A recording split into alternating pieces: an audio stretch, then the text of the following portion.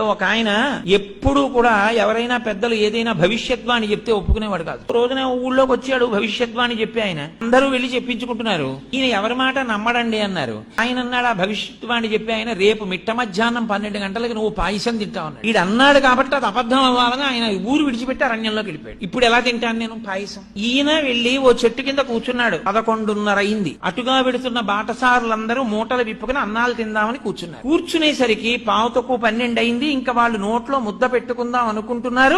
దారి దొంగలు వస్తున్నారన్నారు. వీళ్ళందరూ విప్పిన మూటలు విప్పినట్టు వదిలేసి పారిపోయారు. ఈయనొక్కడు మాత్రం అయ్యి బాబు ఇప్పుడు పారిపోవడం ఎందుకు, మనం 12 అయిపోతోంది, మనం ఎవ్వరికంటా పనకూడదని ఓ చెట్టే ఆ చెట్టే ఎక్కి పైన కూర్చున్నాడు. దొంగలు వచ్చారు. 5 నిమిషాలు తక్కువ 12 అయింది. ఒరే మంచి ఆకలి మీద ఉన్నాం, భలే ఉందిరా, అన్ని పాయసాన్నాలే, ఒరే పాయసాన్నం మిగిలిందిరా తినేద్దాం అన్నారు. ఒరే ఆగండి ఆగండి, వాళ్ళు అన్ని పట్టుకెళ్లిన వాళ్ళు పాయసాన్నాలు ఎందుకు వదిలేశారా? మన్ని మట్టు పెట్టడానికి ఇందులో విషం కలిపి ఉంటారు. ఇక్కడ ఎవడైనా